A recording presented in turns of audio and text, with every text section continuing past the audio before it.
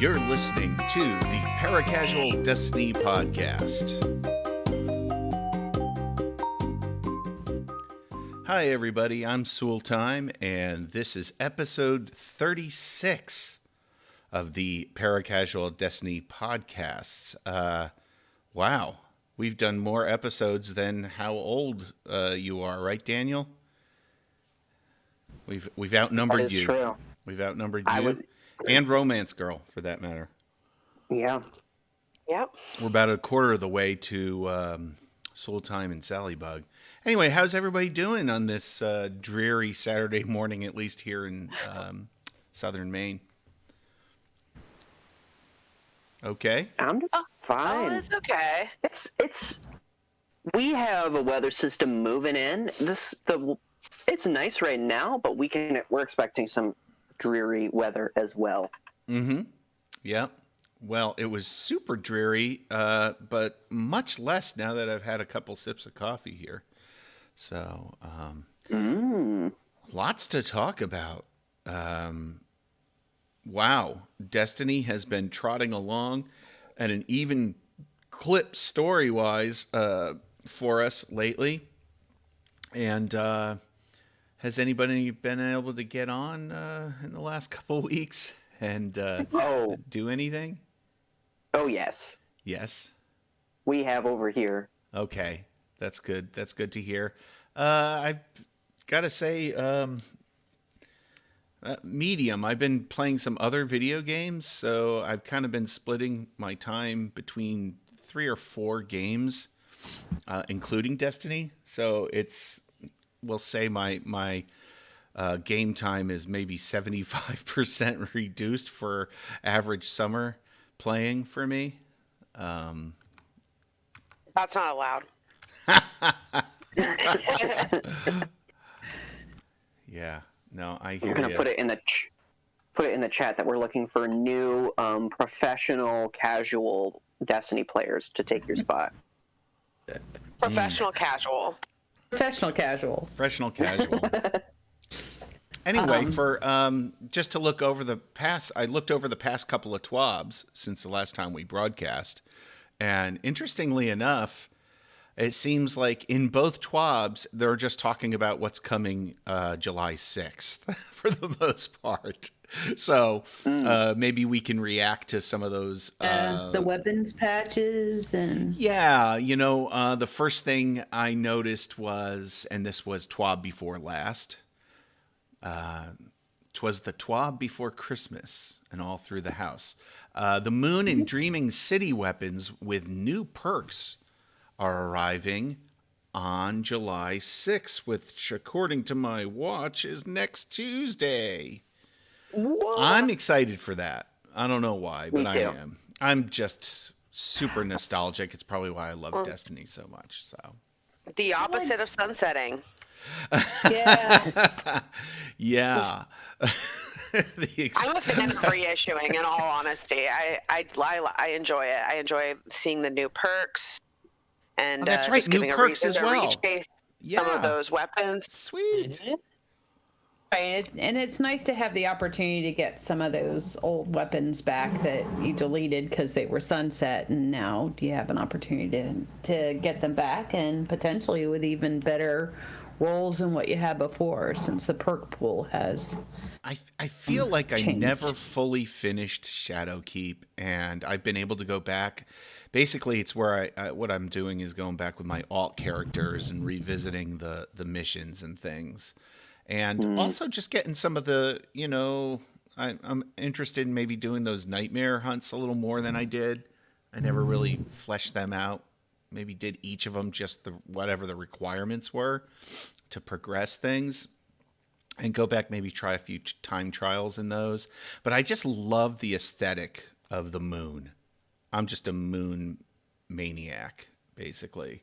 Moon nut. A moon head. Moonhead. Anyway, I just love the Shadowkeep weapons and everything, and it's been disheartening just to get one and have to just dismantle it right away because it's garbage due to sunsetting. But also the Dreaming City weapons as well. I really like that aesthetic. Really, really good stuff coming back, and I'm looking forward to, maxing out my vault again. Yeah. Right. My vault is still maxed. Oh no. I've actually been doing pretty good. I do this thing where I use the, it's not the loadout optimizer, it's the organizer feature in DIM. So I just go in and all the weapon, when my vault starts getting up around 480, 490, I go into this organizer in DIM and do is dupe or tag none. And so it shows everything that I haven't tagged yet, and it is a duplicate. So I go in and compare. Yeah, I do the same thing. I do is dupe, not tagged. That's what I do. It's so cool. And that's the best way to start. It's a toilet flushing. and so, you get rid of all the garbage. You tag the junk, and then you tag which ones you want to infuse, and it's homework. Then I get back online and I set everything up, usually on my warlock, where I just go in and dismantle all the junk first, and then I just go through the infusing of everything that needed to be infused, and lo and behold, my vault number drops down below 400, which is always nice. See, I do that, and then my vault's at like 470. So I still have like a core amount in my vault that I'm not. Armor sets probably right. Yet. Lots of. No, I've gotten rid of all the armor. Probably got. I got rid of all my armor. How about? Do you have like 100 legendary ships and ghosts in there? No, what it is I have trouble dismantling like a weapon that I don't have like it's like the still one of everything mentality. So it's hard to even if it's a weapon I'm not going to use, it's hard to dismantle it. Right. But I did dismantle the sunset stuff. Yeah. Oh well, that's progress, I suppose.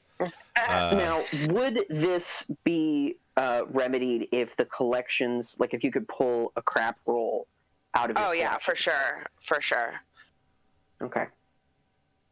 So just really like the collections aren't functioning the way that they intended for you. I remember in D1, right? Because they create. Oh, go ahead. No, well, I'm just saying in D1 it got to the point where I was only keeping one of each archetype because the vault space was so limited. Well, when they introduced collections, there were still static rolls on weapons. So I think their idea when they made collections was that we could go back and get our weapons. Right. But then at the same time, it actually launched was around the time that they were introducing random rules. And so the collections and the weapons were never meant to be. Right. Yeah. I do. I'm with Stego. I wish that you could just go into your collections and just get like this. If you want to get it out of your collections, that it would just drop with this crappy static roll. It doesn't even have to be crappy. It's just like this is like this is the generic. This is the generic version of that weapon. Well, then that nobody would want to use that version of that weapon though. So that kind of brings us back to square one. Right. This is a whole different conversation, and we could go into this. Yeah, we're off track already. Of course. There we go. But that's the magic of podcasting. There's no director waving his hands saying, Well, there are plenty of podcasts that have producers that do exactly that. Well, not this one. Clearly. The Paracasual one. Iron Banana, anyone? That's our next topic. Yeah, getting back on track. The Iron Banana, which is, as we speak, available right now. And I pledged to quit playing Iron Banner last time we talked about it, and I haven't touched it, so I don't have anything to say about it. Did anybody dip their toes for some pinnacles? No, we just had other stuff to do in the game. Yeah. Yeah, that's kind of where I am. I'm too involved. I'm focusing on trying to get that override We did trials last weekend, so I think we're just kind of like PvP'd out by the time Iron Banner launched. Yeah. PvP'd out. I like it. I like that term. I feel that way a lot of times. Yeah, I'm trying to get that splicer all the way like opened up, right? Unlocking all of that. So that takes a lot of It does. It takes a lot of effort. that. And you know, the Iron not Banana, effort. the but Iron you have Banner to get has those actually become the experience. Iron Banana for me because I did have a banana yesterday. So does that count as going No. in there? Okay. No. All right. Not until you have like a Twitch stream where you're eating like a banana split. Oh, you're- okay, we're off track again. We're off track again. Solstice So of I Heroes, anyone? So yeah, I mean, no, I don't. It doesn't sound like any of us have really wanted to. Yeah, I don't know. Part of me wants the pinnacles, right? But I don't want to go through the. I don't mind PvP. It just didn't come up organically this week, so Yeah. just Right. yeah. I don't Other really do things it that like you can do. I Letting don't it over it. prioritize it. If it happens, it happens. Let it happen organically. I didn't Yeah. get on very much this week anyway, so it's like because of that. Oh, the and truth I'm- comes and out. I'm Okay. away from the. All right. So can we get somebody on who's played the game? Maybe Ghost can come in and fill in played for a you. little. Oh, okay, I it's guess the that very counts. Casual Destiny That's true. podcast. We do have the right? word casual here. Isn't the whole point is that we're playing it on a casual level? I would think that it wouldn't be too shocking for a filthy casual to share that they just didn't do the Iron Banner this week. You know? Yeah. Which all of us just said. Yeah. So So moving right along, it's the Solstice of Heroes. Solstice of Heroes it has been announced. There's even been a trailer, which I watched. I don't have a feeling for the hype level on this. Yeah. Anybody? I'm Solstice of excited to Heroes? do the EAZ again. I I think yeah. I think a part of it is like we just don't grind it out like to oblivion. You mean to I- get all the ornaments? Yeah. I haven't really done that before. Like I don't do it on all my characters. Sometimes I don't even do it all the way. And so like I don't do it to death. Yeah. So you're saying that you're not tired of the EAZ yet? Yeah, I'm not tired of the EAZ yet. Okay. Well, good. I kind of enjoyed I like the EAZ.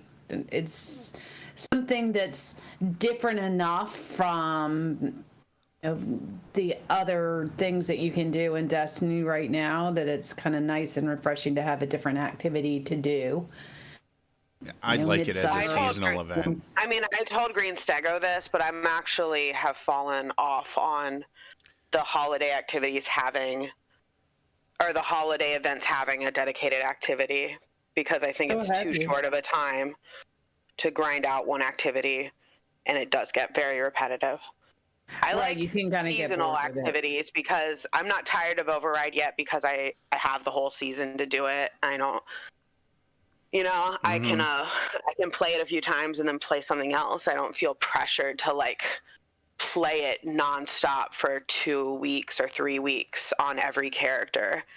So I feel like with the seasonal stuff, that's where I think that I just, as a veteran player, obviously for new players this is great, but as a veteran player I'm a little bored of doing. I wish that the seasonal events were more integrated. Like the Dawning is more integrated with other activities, and it's just flavoring what's already there in Destiny, but they're not really telling me which activity. And if the EAZ was there and it wasn't the only way to grind out most of the event, that'd be another story too. Right. That's where I stand. I'm still excited though. I'm not completely jaded. I wasn't. I really was like, another Solstice of Heroes. Another thing I'm not going to be able to be a completionist with. But until they showed a picture of the shotgun, that's what got me a little excited. That almost looks like a dawning ethic there, but it's got that sun on it, and that got me a little hyped for the Solstice.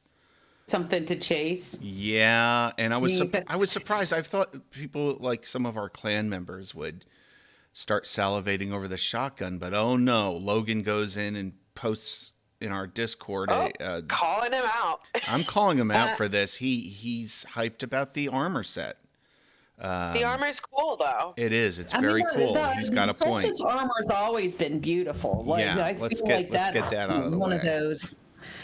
But at this point, I'm kind of like I enjoy the new activity. I enjoy having something new and different to do rather than grinding out strikes and whatnot. But on the other hand, I feel like there's so much other part of the seasonal activity. You and I were talking about this the other day, School Time, in that a large portion of the last two TWABs are talking about all of this end game stuff. For instance, Grandmasters and now Master Difficulty of Vault of Glass, and I'm nowhere near the light level to tackle those activities. So there's a lot of just regular grinding within the season Right. going on right now. That's true. So to have it's almost like a distraction. Wait, no, you're distracting me from like the focus of this end game.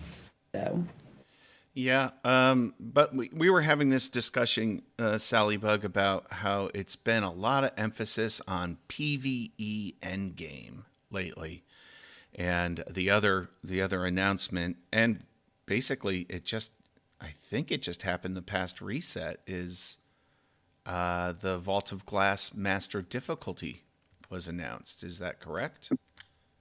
that came out. It launched, right? I believe it's in effect.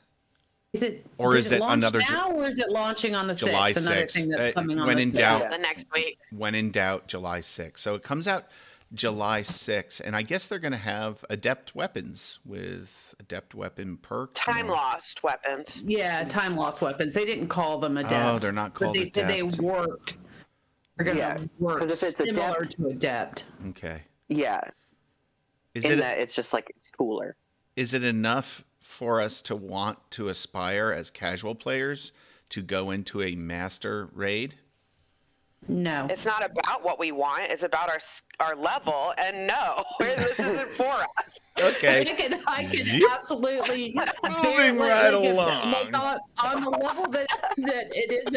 Yeah, it's like 1350, right? All the enemies are like at 1350. This is like for a full hardcore on. players, and I'm not going to complain that it's not for me, because it's not for me. It's just not.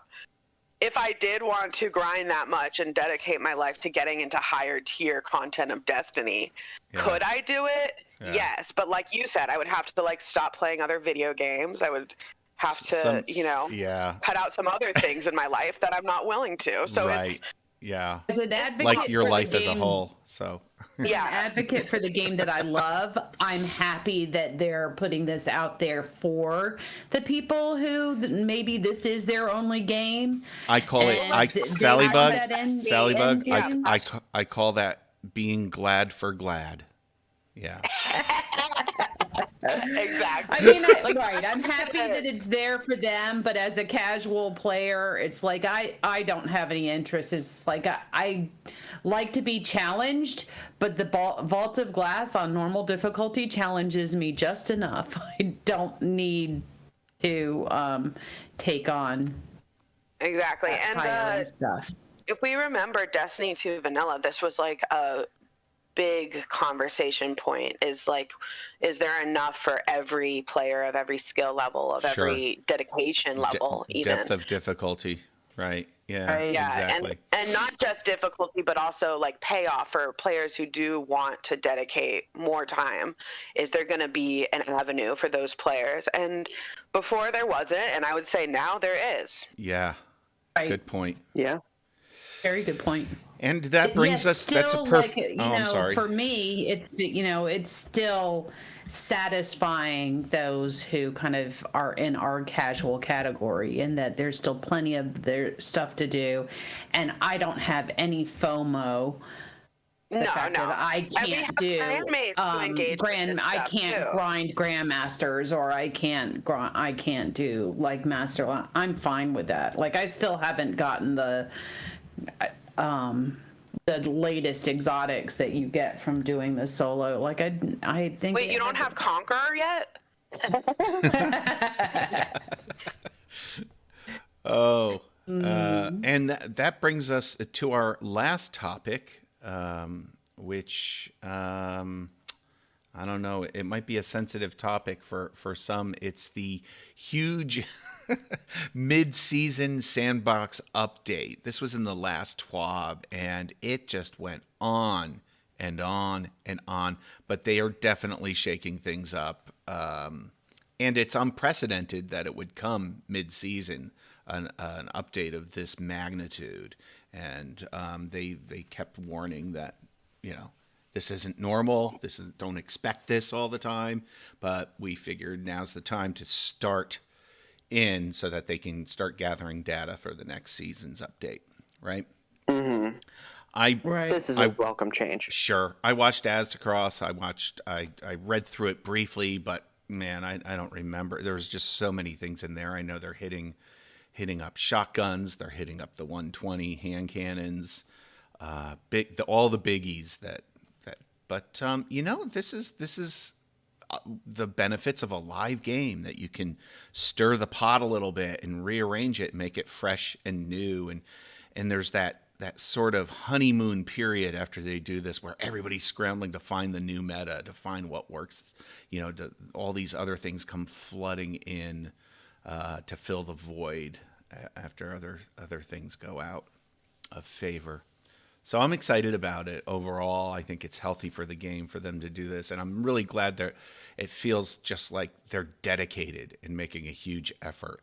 And that, combined with, I think it's Chris Proctor is one of the Sandbox guys. Him and Kevin Yanis are the head guys over there, and they did a great.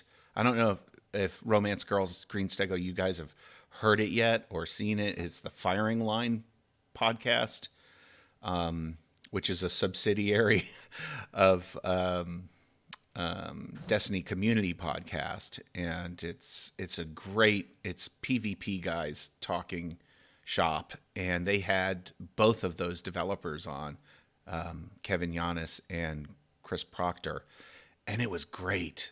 Man, the insight into just sort of the technical aspects, not all of which I understand, but it was just so much fun I highly recommend that to anybody who's a fan of the game, or a fan of game development in general, talking about cones and angles and things like that, and why they went into. There was like one question, like, what's your biggest regret? And they answered stuff like that, which was really cool. I thought it was, and they were very forthright and revealed quite a bit of stuff that was usually behind the curtain, has been behind the curtain. They gave away a lot of the secret sauce, I think, to what they do when they're designing the Sandbox. So, you know what it's time for next, everybody? You see what I've got here. It's time for Paracasual Loadouts. What's everybody been using? Pulling out any weapons from the vault, or have you tried a loadout? Have you tried a build? Anyone? Daniel? Yeah, I'm going to talk about this a little bit more in depth in my Mod Academy spot, but I've been using some Warmine Cells. Nice. And it's impossible not to run Breach and Clear right now, I'd say. Is there anybody here who's... Guilty. Me too. I'm still on my Wither Horde bullshit. I am sorry. Haven't taken it off. I've been using Anarchy It's just like throwing down a bunch of like, and that's actually Enjoy part it. of the Sandbox Yeah, enjoy it change. now. Yep. So I just like breach and clear and just like throwing anarchy bolts all over the ground, and everybody just like explode, die, like running into it and dying immediately. It's been great. It's been fun. It's fun. Let's face it. It's fun. It is. I need to do Warmine Cells. I haven't done that yet. I've done, the light where you get charged with light, and I've actually done some of the elemental stuff with my warlock. But I definitely need to explore a Warmind Cell build. I actually watched a Fallout Plays kind of like 15-minute video on the Warmine Cells and. Oh, well, to look Green Stego, for you're out of the job. Well, I guess we can just skip my thing then. So I'm actually looking forward to listening to Stego's take, and because it isn't something that I've it's like something I've wanted to do, but just still haven't quite gotten my head around, how to make it work and so forth. So looking forward to that segment coming up. Oh, and we got adored. Oh yeah, we did. Finally. Nice. Because Congratulations. Green Stego had the great idea to choose the Gambit quest when Adored first came out, so that's why it's taken us this long. Oh boy. So, the other, I might mention that I've been fooling around with the Lumina hand cannon, which is a kinetic exotic hand cannon, and I got the catalyst for it. If anybody's interested in the catalyst, I think the Altar of Sorrows is it Altars of Sorrow? I think it's Altars of Sorrow. But that activity gets it done in a GIF. Well, not a GIF. It's a slog.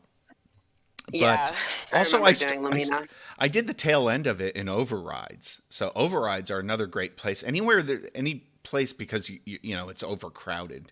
It's a 6-person activity, and you're guaranteed to have 5 other people that you can use it on, and that's basically to get the catalyst. What the Lumina does is it, when you get a kill with it, it gives you a noble round, and you shoot a noble round without not aiming down sights. Is how you shoot a noble round, and you shoot the noble rounds at a teammate to give them a buff. And it gives yourself a part of the buff. It heals your teammates, and it gives them like maybe a 8-second Blessings of the Sky buff that increases their weapon damage. And you get the weapon damage buff as well. And it looks to be like a 25% bump in damage based on just my fooling around with it. And the catalyst is instead of just getting one of these things. Well, here's the thing. You get the kill with it, and then you see this little sort of ring of smoke, it looks like. And if you're like within 10 or 15 meters, it'll magnetize and absorb into you. Otherwise, you have to go chase it down. And that's the downfall of this weapon, I think, its exotic perk, is that you have to be close enough to your kill. So for distance, and the hand cannon itself is actually pretty decent as far as, for me anyway, as far as I enjoy using it just as a hand cannon. It's got pretty decent range, pretty decent impact. It's pretty sticky. So you can get some good kills with it, but where you have to keep a distance, you're not going to get the benefits of it. You have to be able to run in and get it. Get your buff, your noble rounds to shoot at your teammates.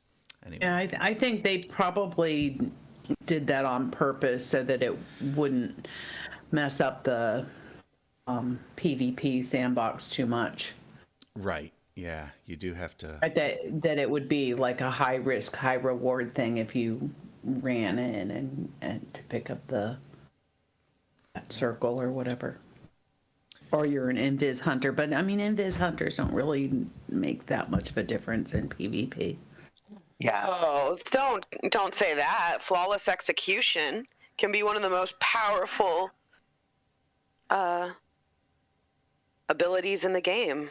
I'm sure it is, but it's YouTuber. not something I'm skilled enough to. Okay, but you can't just make a blanket statement. Hunter invisibility doesn't do anything in PvP.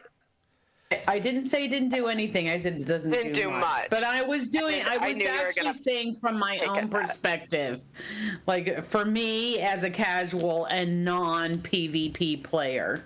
I guess I should have. Well, at first you were saying from like a hypothetical third-person perspective, and so now you're switching the rules. Yeah, I appreciate the clarification. Thank you for the clarification. And I think I'm with Sultime in that I think it would be or no, Sallybug said it to balance the PvP of Lumina. I think it would be terrible if we saw a Crucible completely overridden with Luminas. That would. Either terrible or a lot of fun. That's why I think that's kind of where I was getting. It's like maybe like I wasn't just the Invis Hunter being able to like go and pick up that rank for the noble round, whatever. So I was trying to put it into that perspective, but I think that would be actually really helpful as an Invis Hunter. That's a fun build. I was just. Tune in next pod when Sallybug shares her experience with this. You can't steal Sultime's thing. He's the Lumina. Yeah, I'm the Lumina. I'm the Lumina. I thought I've been pronouncing it wrong this whole time. Is it Lumina and not Lumina? Oh, I don't know. I might be pronouncing it wrong. I've heard it both ways from my own mouth. How about Lumina? So. Okay. No, anyway. It's definitely not that. Oh. All right. So, I'm sad. Why am I sad? Because I look down into my coffee mug and it's empty. So Yikes. I am going to, let's introduce our next segment. And I am going to refill here. So one moment. The Paracasual Destiny Podcast presents Eva Levante's Coffee Boutique. I could use some coffee. Yeah, me too, Eva. So I am going to go refill my coffee while Sallybug talks about her coffee experience this morning. Okay? Sallybug? Yeah. I mean, Start mine's talking. A little. I'm here. Okay. My coffee experience today is a little bit boring, but I just I am on vacation, and in my vacation spot, it's just I get the coffee that is made for me. So, but nice strong cup of coffee. I think they used a dark roast, so that was good. My second cup ended up having a lot of grinds in the bottom of the cup. Oh no! So that was. Was it a drip coffee? It was just just your kind of average Mr. Coffee drip coffee. I'm surprised that the grinds made it through like a drip. You usually don't get that many grinds in a drip coffee. I think what happens is they try to make the coffee stronger than what the drip coffee maker is designed to, and so they overfill the coffee filter with grinds. And in my opinion, it's just like, because there's like that level of where you're trying to make the coffee strong, but then it's almost gotten to the point where it's too strong, so it's got that bitter aftertaste. So it was an okay cup of coffee, and it was definitely strong and woke me up, but not my best. Wow. I'm sorry. Still better than no coffee, though, right? Still better than no coffee, absolutely. Amen to that. Listen, anybody else here been in a situation where they actually do opt for no coffee rather than the bad coffee, though? Usually it's at work. How bad the coffee is. Are we talking hotel lobby? I'm talking like rarely. Teacher workday coffee. I don't think there's ever. Ooh. The only time that's happened is if I know that I have other options for caffeine. I have opted for, like, say, a sugar-free Monster Energy Oh, drink that's a can whole nother boutique. over a cup of coffee. I don't know if Ava the Levante would coffee was- approve of that, but Eva Levante does not like those energy drinks, Guardians. Yeah, not would healthy. that be more like Shax's department or Drifter? oh yeah, Shax I think is all about the Monster energy drinks. Drifter could definitely be on board with monster drinks. Zero At any rate, calories. That's where I've I mean, I have opted for that option if the only other option was a crappy like gas station. Well, not to brag, Sally Bug, but we got a fancy Starbucks coffee. Ooh, We slept in, so we decided to do a little pickup. nice. Nice. That's very cool.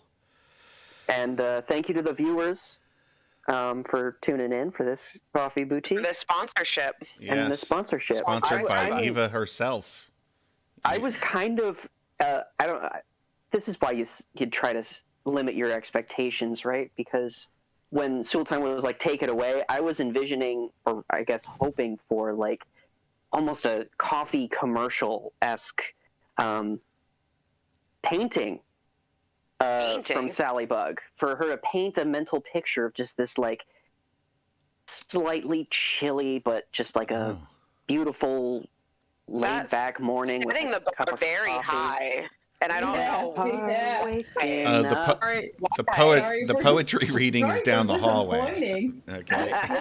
And it was just like, At least your you're, vision of what I potentially had. Yeah, it seems like he's giving you a bad grade.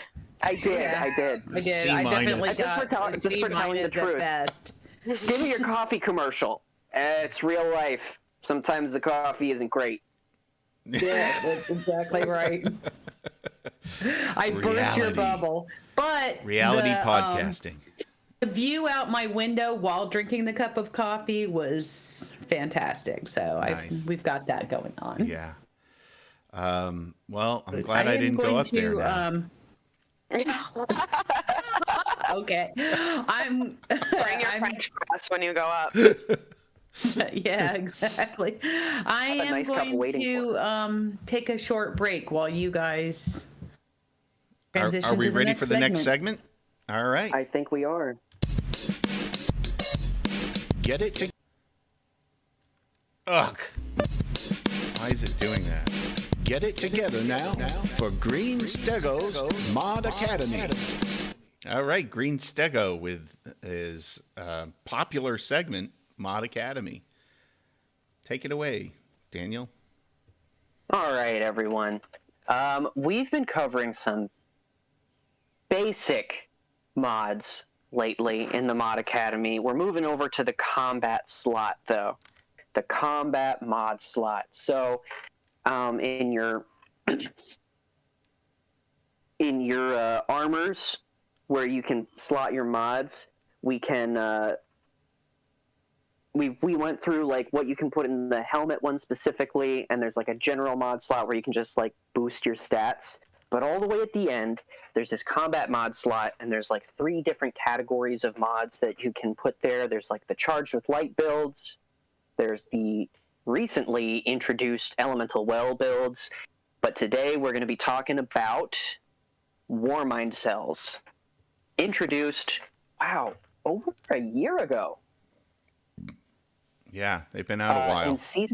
In Season of the Worthy, these Warmine Cells, it took until like week 2 or something almost, right, for us to start seeing. A few weeks, I think. Yeah, it was like a couple weeks. Because I remember the season came out and everyone was complaining that the weapons were lackluster.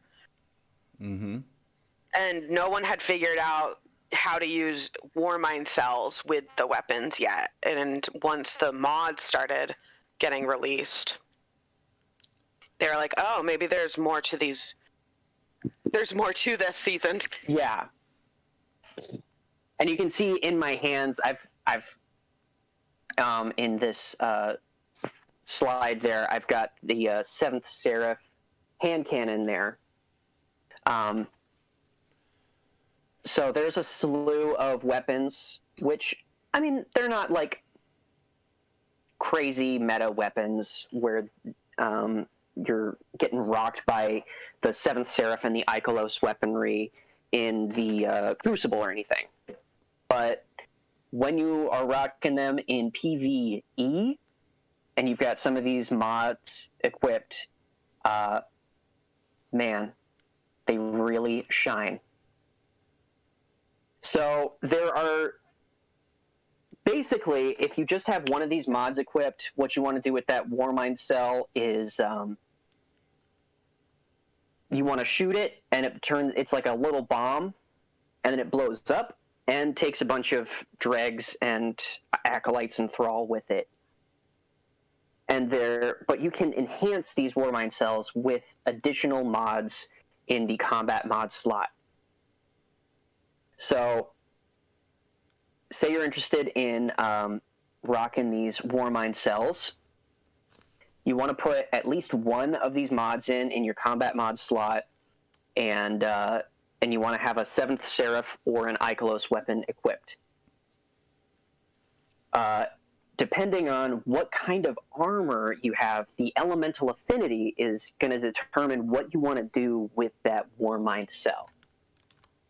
So, the traditional route is the solar that enhances the explosion. That enhances the what you want to do is as soon as that Warmine Cell shows up, you want to pop it. That's Rage of the Warmind, right? That's Rage of the Warmind and its ilk. It adds, that one right there, adds additional solar damage to the explosions. There are a couple others in that family, but they all enhance or add something to the explosion.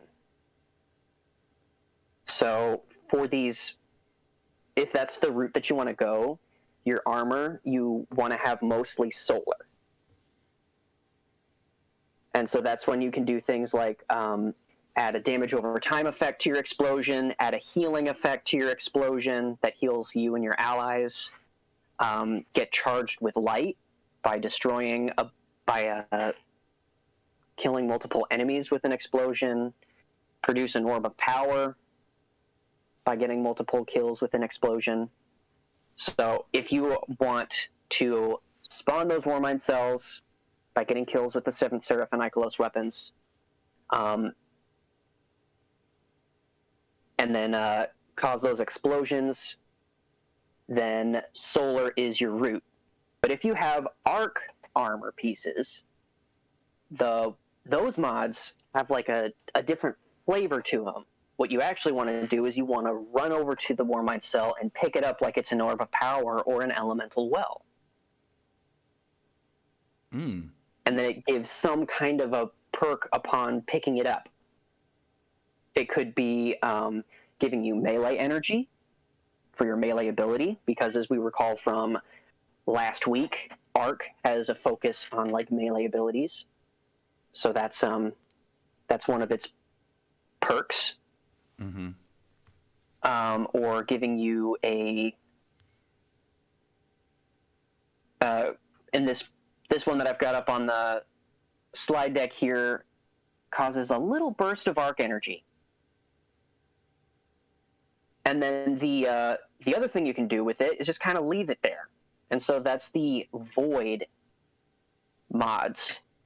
That is a situation where the Warmine Cell kind of acts like a beacon or a totem or something, and it emanates some kind of a buff just by being there.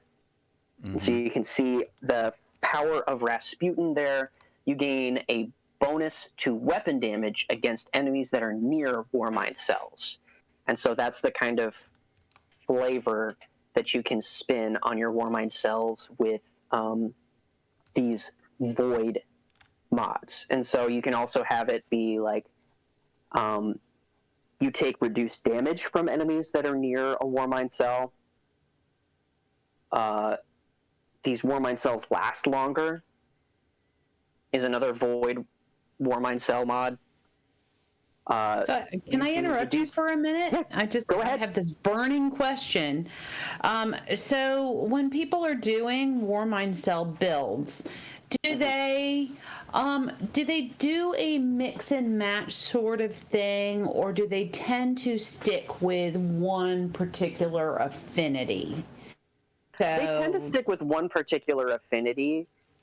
These kind of like all contradict each other, because it's kind of hard to. It would be contradictory to have the one mod that says like, while this Warmine Cell is out, it gives you a buff to your weapon damage, and then another mod to say, as soon as this Warmine Cell is out there, you want to blow it up because it's a big, juicy bomb. Right. So, how you interact with the Warmine Cell is related to the affinity, and you're going to interact with it differently depending on what that affinity is. So mixing and matching doesn't really make a whole lot of sense. Okay. And I was curious. This is why I tend to leave Warmine Cells alone if I'm with, blueberries or playing with other people. And I'm not a Warmine Cell creator. I kind of leave them alone because I don't know what they're wearing, Yes. And that's really what you should do. Sometimes I'll throw on global reach just so if I do see a Warmine Cell, it at least has global reach. Global reach is, if you're going to do Warmine Cells, the number one mod to have, which really affects all three of these types, is global reach. Whether you're causing an explosion, whether you are picking it up and creating a burst of arc energy or something like that, or whether you are having your Warmine Cell emanate in a damage buff or an armor buff or something, you want to have global reach. That is going to extend the radius of this Warmine Cell. It really, basically, if you're doing the explosion one, it makes every Warmine Cell clear the entire room. It's amazing. It's very powerful. I'm almost, it's very powerful.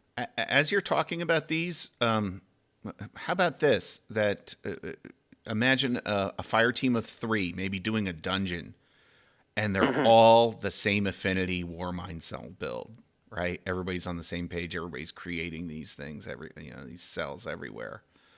That could be huge, right? You could really clean out that dungeon pretty quick, I would think. Absolutely. Yeah, that's something to think about. We should do it. It's definitely something that you want to have coordinated. Coordinate, yeah. Yeah. And if you are doing just like solo, you're just playing with Warmine Cells, you gotta get used to the fact that the blueberries, unless you're playing with Soul Time, they're just going to shoot your Warmine Cell as soon as they see it. Oh, yeah. So, solar. Go with solar. So you want to go with solar, and you want to be able to pop it as soon as you see it. So sure. The build that I saw recently, which was basically my build only very well explained, was from the YouTube Destiny creator Jarv, who fans of Houndish might know. Fans of Houndish? He was going over... Yeah, fans of Houndish. He streams... He plays with Houndish whenever Houndish is showing content for, like, a dungeon or any kind of a walkthrough ability. Jarv is always there. If it's, like, showing where something is... If you have a sharp eagle eye. Yeah, if you know who you're looking for. Yeah. Anyway, so shout out to him because he put together a pretty good build video, and he uses Warmine Cells for this, where he's using the 7th Seraph Arc SMG, which is slightly different from the Ikelos Arc SMG. But he got a good roll on that, so that's the one that he's using. And he uses a sniper rifle in his kinetic slot so that he can pop those Warmine Cells with one shot. That's actually kind of cool. I gotta admit. Yeah, it is. I definitely am interested in exploring Warmine Cells further. I wonder how much longer they're going to be around. I didn't expect them to be around this long. That's kind of like my excuse for never taking the plunge was, oh, they've been around for such a long time now. It's probably I'll make some builds and then they're going to go away. But it looks like they're going to be around for the Here to foreseeable. stay. Yeah, I was thinking that too. They need to expand the ways that you can make Warmine cells. They have experimented this with the artifact mods, but I'd like to see more formally more weapons be introduced into the mix that can make Warmine cells. Right. Because right now there's just a limited number, but aren't there some where it says or solar damage weapons, right? So it doesn't. Yeah, have to like I be said, there are some mods and some newer mods and some original mods that there's other ways to do it, but I would still like more weapons to be folded in. If they're going to stay, then it makes more sense that more types of weapons can interact with these mods. But I agree. This has been great. What's next? Are you going to take on the elemental spells or charged with light? Charge with light? That's pretty much the only one that I have dipped my toe in, frankly. But, I was thinking charged with light. I haven't. I mean, I know I've only scratched the surface of that one. So with the taking charge. Builds. So yeah, this has been great. You're welcome. Thank you. I love Mod Academy. I do too, and we've been getting a lot of feedback, positive feedback on the Mod Academy, at least here at the house. So Internally, internal feedback is important, right? Yeah, it's really important. Looking forward always to the next one. Green Stego with Mod Academy there. I'm working on our slides. We have a little technical difficulty going on here, and let's do this. Let's do this and this. I am doing the Wizard of Oz thing here behind the curtain. Let me get to OBS.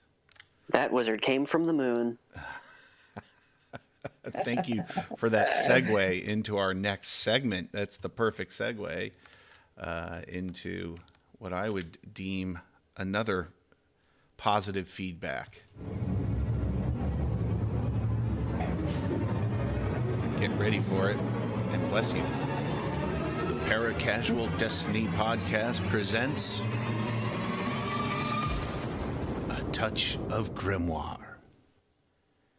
A Touch of Grimoire with Sallybug, our co-host here. So, Sallybug, you want to tell us what you're going to talk about today?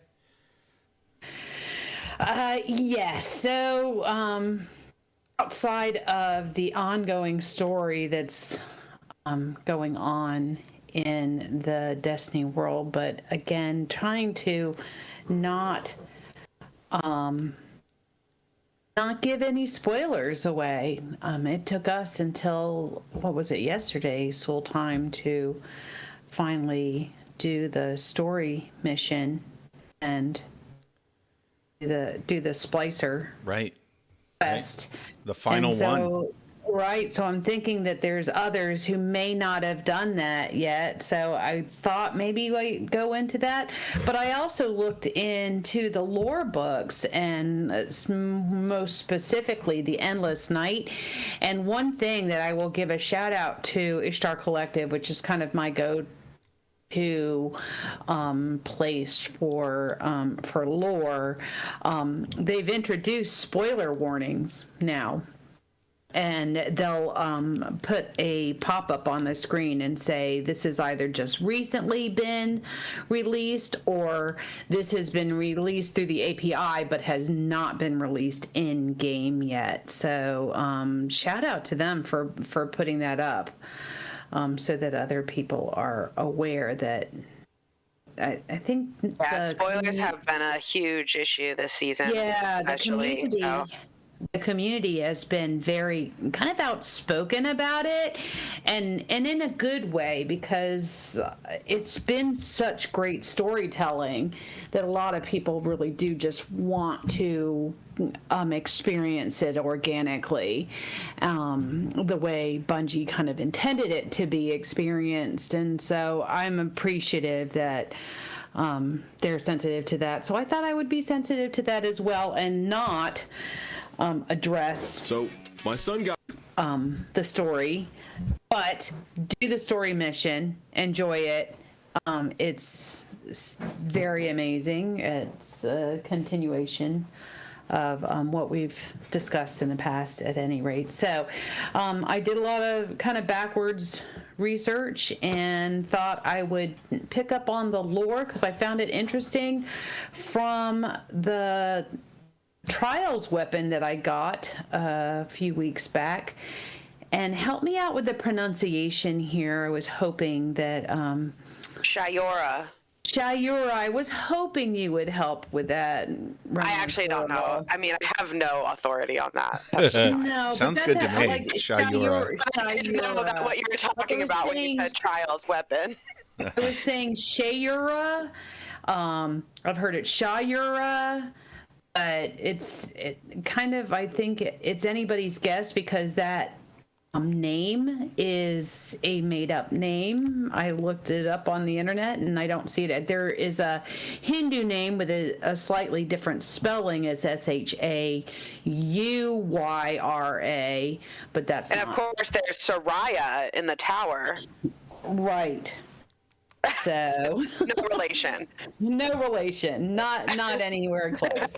But the it's kind of a long lore, so I don't know if Stego wants to take that on. If he doesn't, I would be glad to read it this time around. But I thought Are we gonna do the whole thing or just an excerpt? we could just do an excerpt and then talk about. Well, if we're going to do the excerpt, should we do like the beginning or do the end and talk a little You're bit? the lore master. I'm just asking. You said it was really long, so I didn't know. It is. It's pretty long. So let's do a little bit of a background. Sharuya was part of a fire team that got caught in old Chicago. She was down there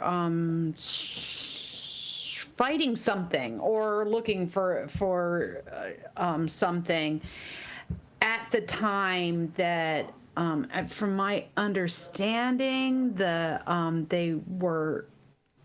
got stuck. Her and her fire team got stuck down there during the Red War. And so because of that, it kind of they had to survive without their light. Her and her fire team had to survive without their light, and it seemed to really affect her, like that time of like having to survive without the light kind of gave her what I'm gonna say is PTSD, and so like she kind of lived in this like constant fear of the darkness and of the enemy and what was out there. And long story short, she once Stasis kind of made its way to Guardians, she did not take to that very kindly, and went off the deep end in Trials and started taking out Guardians like completely, not just killing Like them, their but ghost. killing their ghosts as well. Oh Final my death. goodness. That's horrifying. And so she was caught by the Vanguard and put in Vanguard prison so to speak.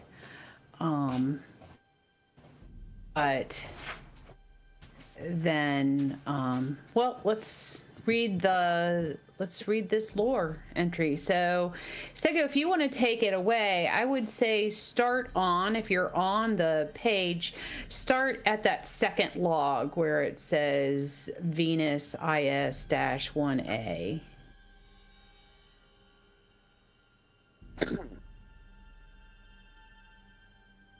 You see? Still protected. Valuable. Hurrying up a shallow set of rubble-strewn steps, a short Elixni bearing the crest of the House of Light pauses, gazing back at the chrome-armored Guardian moving up the steps behind him. The Elixni looks the Guardian up and down, then motions to the stark silhouette of a gray concrete block building rising up from the Venusian overgrowth. This ain't the Academy proper, the Guardian says on ascent, watching the hazy sky for signs of danger. Moisture clings in glistening beads to his reflective mask. His dark hood shields him from the rest of the elements. The hell was this place? The Elixni tilts his head to the side, four eyes blinking independently from one another. Not human. Don't know. But machine inside. Why aren't your people bringing it back? Don't you folks get promotions for finding good salvage or something? The Guardian asks, gesturing to the crumbling building. The Elixni once again tilts his head, expression opaque. You listen to the spider's sneak words too eagerly. Come, we have a long walk to... The Elixni words are cut off, garbled in a wet scream as he is perforated by a barrage of submachine gun fire. The Guardian turns, cloak swirling behind him and hand cannon at the ready. But it isn't Vex or Fallen descending from the high cliffs. It's a Guardian in black and gold armor gliding to the ground, smoke issuing from the muzzle of her SMG. Shayora's boots lightly touch the leaf-strewn plaza, her eyeless mask fixed on the chrome-clad hunter. He wasn't a combatant, the hunter shouts. Shayora slowly approaches the Guardian. Did you find him within the hem of Aramis's skirt? Or did you swear yourself to the darkness after her passing? The hunter backs away up the stairs, the hand cannon trained on Shayora. He recognizes her armor for what it is, a reward of the trials. I know you, his voice quavers. You shouldn't be here. When did the Vanguard let you out? They didn't. I let myself out, since they were too busy opening the gates for our enemies, Shayora indicates, motioning with the barrel of her SMG to the dead Elixni. But you know why I'm here. I know you're a few rounds short of a full clip, the Guardian quips back, making a flippant gesture with his hand cannon in that moment of distraction. Shayora shoots him 6 times in 2 short bursts. The Guardian collapses, his gun trembling down the steps. A moment later, his ghost materializes, shell flared in anger. What are you doing? Shayora moves like a lightning bolt, materializing beside the ghost with an upward flourish of a sword of raw praxic fire. The ghost looses a howling scream of horror as he shatters into a flurry of glittering pieces. Crumpled on the stairs, the hunter coughs, his throat damp with blood. Shayora pulls her attention away from the shattered ghost, training her SMG down at her quarry. Traitor, she says in a shaky, gasping breath fueled by adrenaline. The hunter laughs, gagging on his own blood as he does. You're no better than the Dredgen, he says, in pain, then even quieter. Or Malfur. I killed an agent of the darkness, Shayora says, and the hunter has no rebuttal this time. He is still.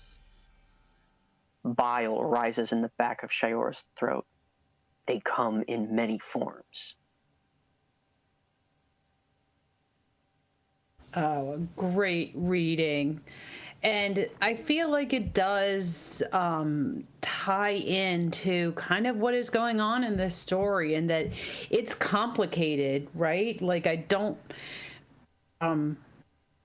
obviously Sharuya has kind of gone off the deep end, and like I said, I feel like she's just suffering from anxiety and PTSD from the experience of losing her light and having to survive in old Chicago without the light during the Red War, and now it's twisted her perception of like anything that is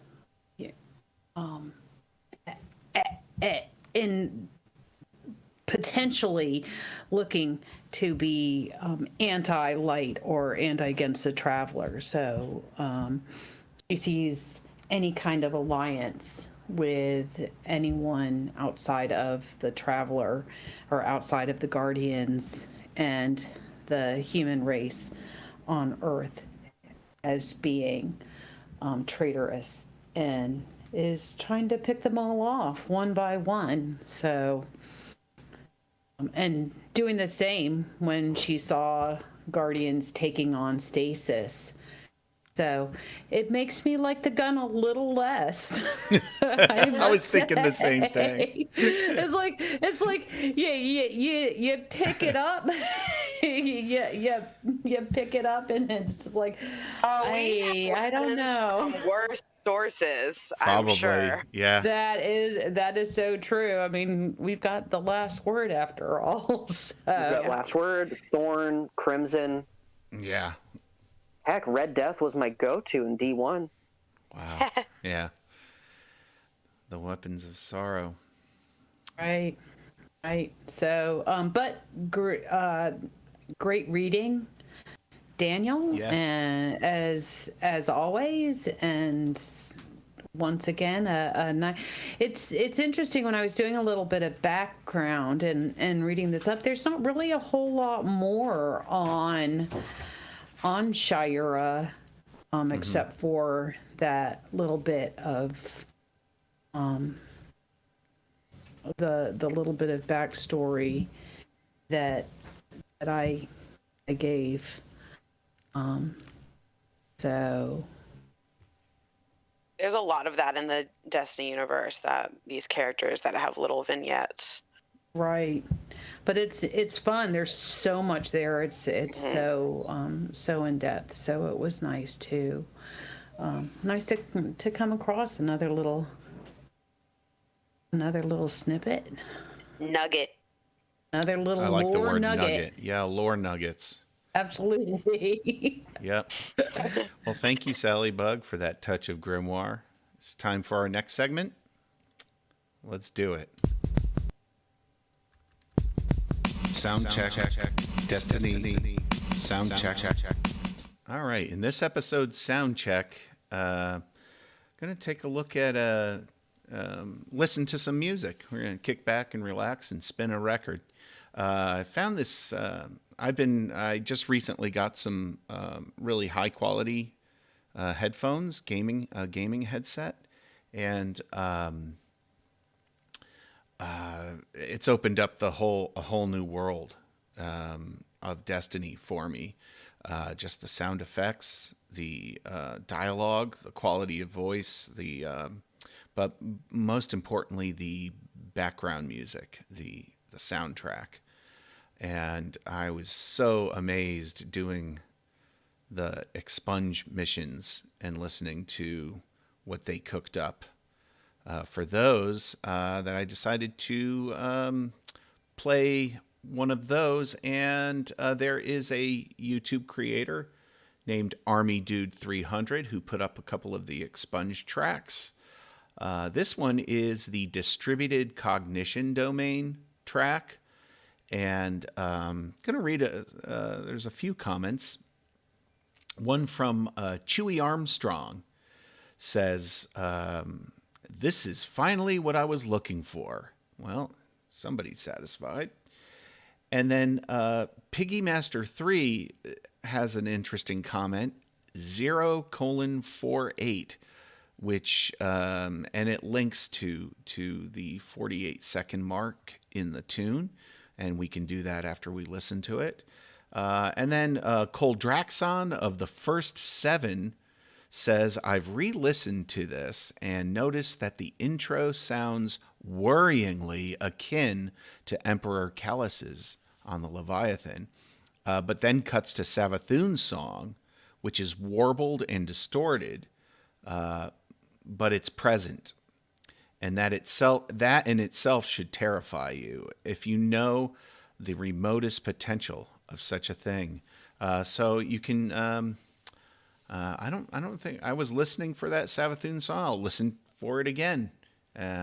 Let's give this Expunge Music Distributed Cognition Domain a listen.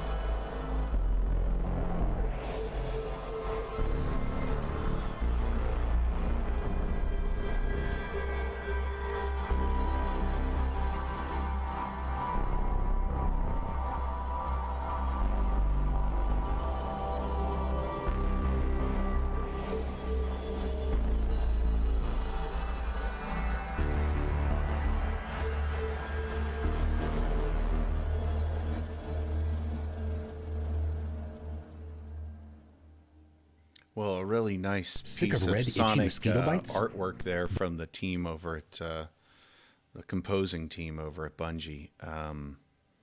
Some really lush synthesizers I'm hearing, and the percussion about halfway through the track, the breakdown into just the percussion for a while, and then when it comes back, it just opens up with those sort of fat, bass synthesizers and kind of like a Tibetan monk chant in the background. This is definitely one of my favorites, I've got to say, out of all these Expunge tracks.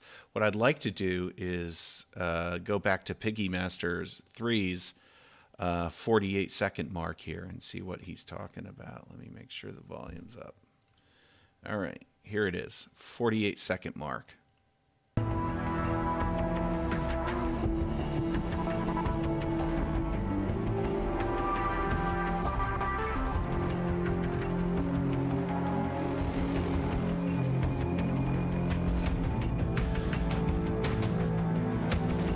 Okay, well, I'm thinking it's just sort of like the crescendo of all those synthesizer lines and a descending bass and all that really turned Piggy Master 3 on. So that does it for. I do have to say, like, Yeah. I'm listening to it in, with my earbuds, but Yeah. when you're like playing the game and like you said, it's become more immersive because you have that new headset on. But when I'm playing the game, I'm only hearing it through the TV.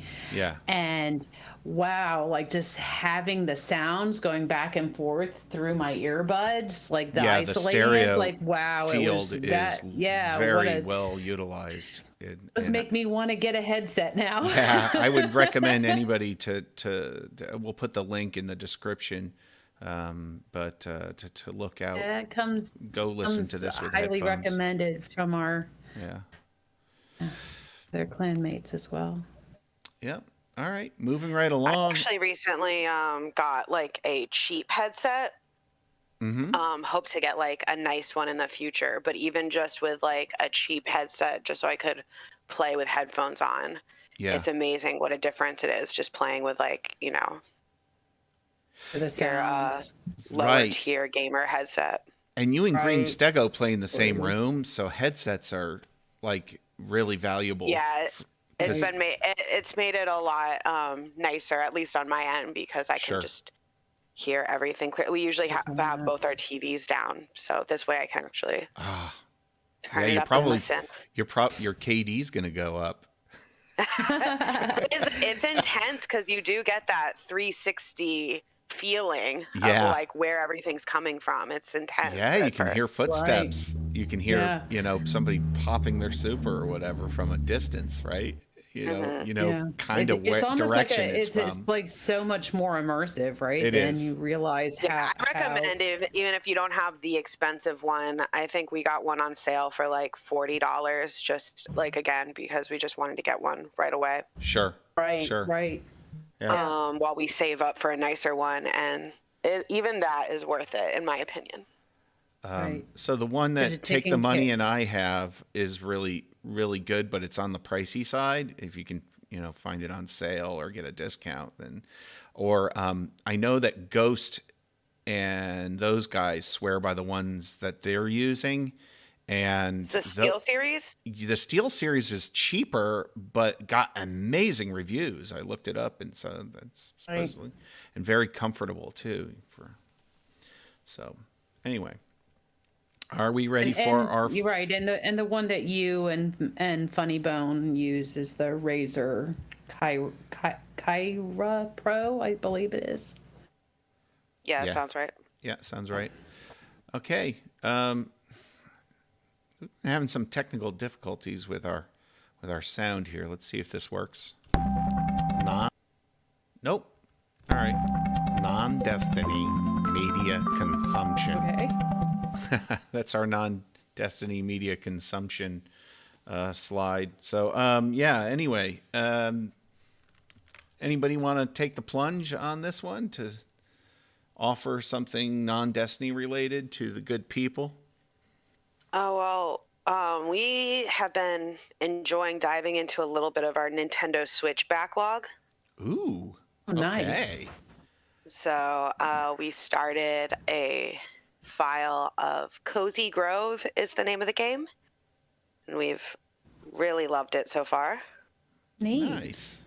And we also did a quick playthrough of Sayonara Wild Hearts. Okay. Very fun. And that was just amazing. It's such an experience. Just stunning visuals and just like a fun. Is it platform? Platformer. Rhythm game platformer. Oh, one of those. Okay. Yeah, it's basically it's like the gameplay, like the game length of it is about as long as like an album. Basically, it's like a audio, visual, interactive music experience, basically. I'm intrigued. Yeah, it's like you play through the storyline and the songs.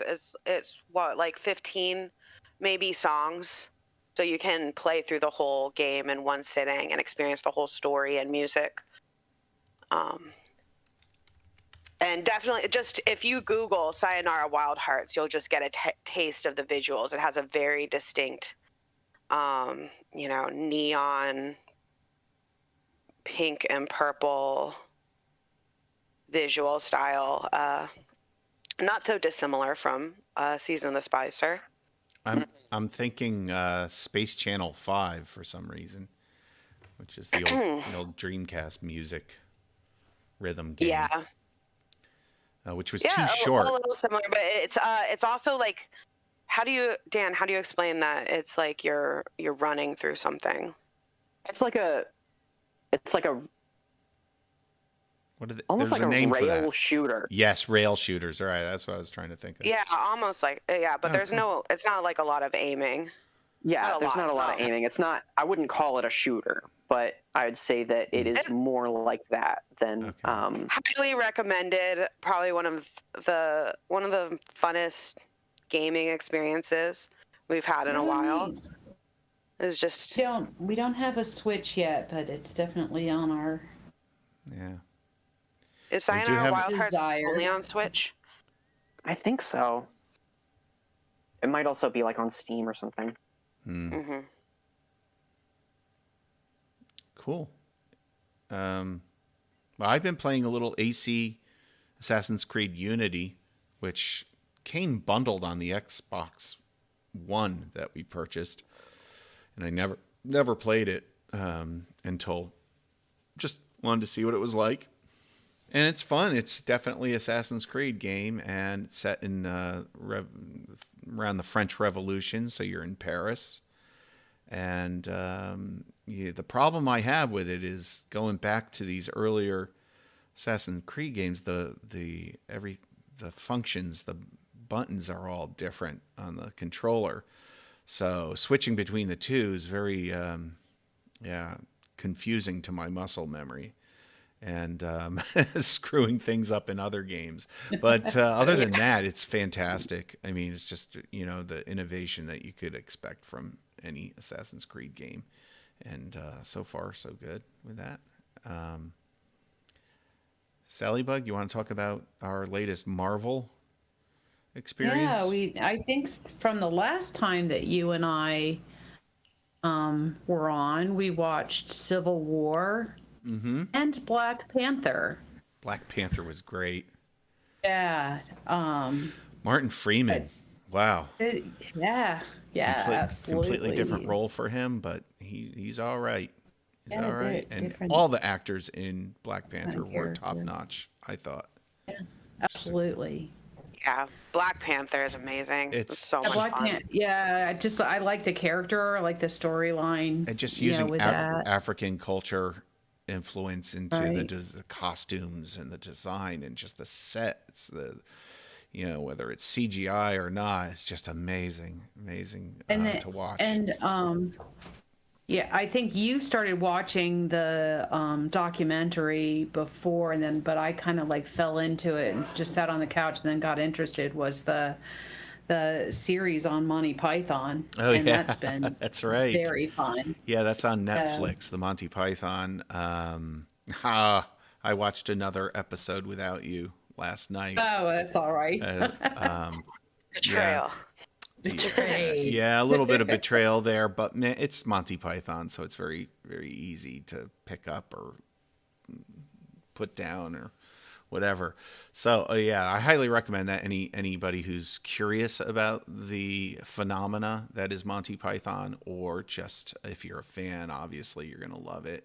If you haven't seen it yet, it's really good because they go in depth into even all the albums they recorded and how they were recorded. And now the one I watched last night was on the Holy Grail, the making of the movie. Oh, now I definitely want to see that came one. about. Yeah, I'll watch it again. It's really good. It's excellent. And just from again, it's one of those things, if you're interested in movie making, just how movies are made and directing and things like that, there's a lot of reveal about the mechanics of that, which is really appreciated. Anything else from before we wrap up today? I'll clarify that Sayonara Wild Hearts is on all platforms. Oh, boo. Okay. here we go. Sayonara Wild Hearts it is then. Check it out. I don't think it's on Game Pass though, which is unfortunate, but We'll see what's it's definitely going on with worth it. checking out. Maybe if you can find a demo. Yeah. Sounds good. Yeah, definitely want to give it a try. Give it a go. Green Stego? Yeah, we've been playing Cozy Grove, and we did that playthrough of Sayonara Wild Hearts. Cozy Grove is a little game that fans of Animal Crossing would enjoy. In terms of other media consumption, I've been enjoying this silly reality show, Lego Masters. Mm-hmm. It's a competition show where people compete to build a Lego creation out of Lego bricks, and it's just silly fun. And we also recently just finished what was available of the HBO series Harley Quinn, which was a lot of fun. I heard And that's animated. really good. Yeah, I heard it's great. Yeah. Cool. Really, really good modern take on that universe. Mm-hmm. Well, I think that does it for episode 36 of the Paracasual Destiny podcast. Thank you, everybody, for tuning in. We broadcast live here on YouTube every other Saturday at 11 a.m., and you can listen to the podcast anytime on the platform of your choice, provided we upload it. And we had a little backlog going on, but we're catching up. You can also follow us on Twitter at ParacasualP. Don't hesitate to email us at the Paracasual. It's actually paracasualpodcast@gmail. And we will see you 2 weeks from now. So long, everybody. Bye, all. Sayonara. Sayonara. Those